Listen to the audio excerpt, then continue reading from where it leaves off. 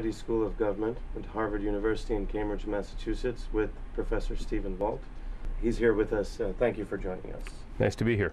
On September 20th, 2009, you wrote an opinion piece in the Washington Post. One of the things it said was that President Obama and Special Envoy Mitchell were, and I quote, arguing for a two-state solution with one hand tied behind their backs.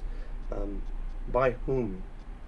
Well, primarily by the groups that I've called the Israel lobby, a number of organizations and interest groups in the United States who operate in the American political system to try and promote what they think are policies that will benefit the state of Israel. And they put a lot of pressure on any American politician who might be thinking about putting pressure on Israel. President Obama made it very clear earlier in the year that he wanted Israel to freeze settlements, not build any more on the West Bank, and start serious peace talks with the Palestinians as part of a larger effort to try and get a two-state solution sooner rather than later. The Israelis dug in their heels, refused to do it, in fact announced in August that they were going to build some additional units in various settlements around the West Bank, and the Obama administration eventually caved. One of the main reasons they did is they couldn't actually bring any real pressure to bear on Israel, and the reason they couldn't do that is they feared the political backlash they would face from these various groups and individuals here in the United States. So who are these people that you deem as members of the Israel lobby? In Pakistan, people might take a boogeyman kind of approach to it. Is there an anti-Muslim agenda? No, I don't think so. I think that the first thing to understand about the lobby is that in the United States, interest groups of many different kinds form and exist and operate in the political system. It's the way our political system works. So farmers can organize and put pressure on politicians, and they do. Labor unions do the same thing. Some groups oppose gun control. The National Rifle Association is a very famous lobby. It's very powerful in Washington. So this is perfectly normal American politics. And of course, there are Indian American groups and Pakistani American groups that do the same thing. The Israel lobby is just another set of these organizations. It's a loose coalition of different groups and different individuals, some of them predominantly Jewish, some of them not. Some of them are essentially Christian organizations. And their main purpose is to try and maintain a very close, special relationship between the United States and Israel.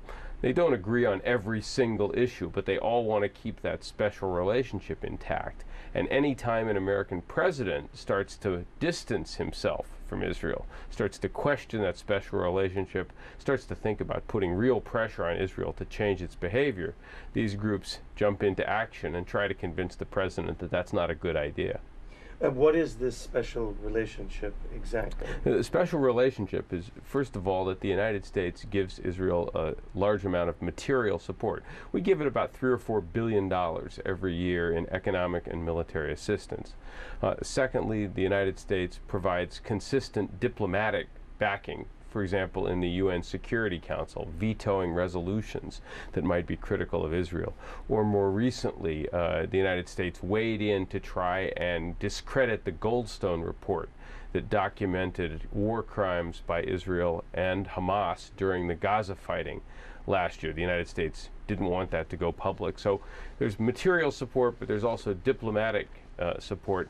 And finally, American politicians hardly ever say anything even remotely critical of Israel. If it does something we don't like, they'll say maybe that it's unhelpful, but they'll never actually be openly critical. And it's because they worry about the political repercussions here in the United States if they were to do that.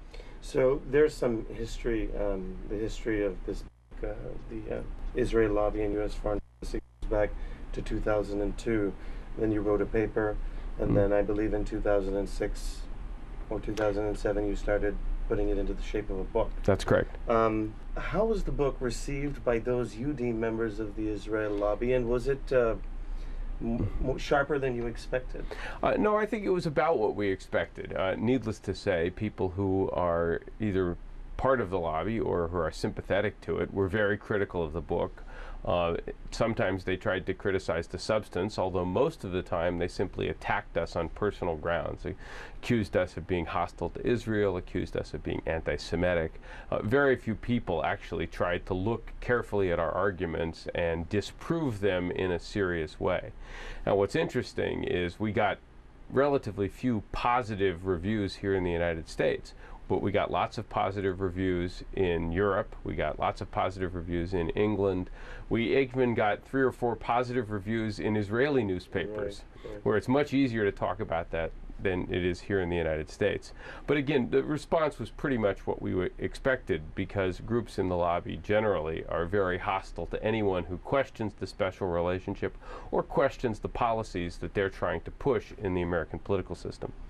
Alluding to what you just said, Eliot Cohen, and I have a quote here, part of his article that he wrote, he suggested impugning their patriotism, I suppose, members of the Israel lobby, or mine, is not scholarship or policy advocacy.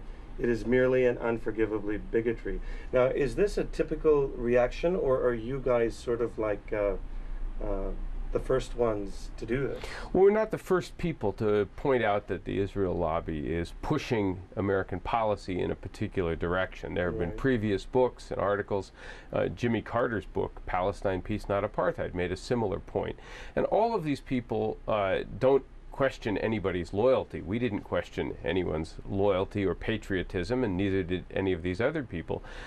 We merely pointed out that there were groups and organizations like AIPAC who were openly working in the American political system with a particular agenda. And we think there's nothing wrong with them doing that. We disagree with the policies that they're advocating. We think that their policies are bad for the United States, and bad for Israel for that matter, and bad for other countries in the Middle East, and certainly bad for the Palestinians. But we're not saying that they're wrong to be doing that. Anybody can get involved in politics and push in any way they want to. So what Mr. Cohen was doing there was essentially accusing us of being bigots by suggesting we were saying something that we never said. This is pretty typical when you're in this kind of a debate, unfortunately. Professor Walt, that's fascinating stuff. Nazreen, stay with us. We'll be back shortly.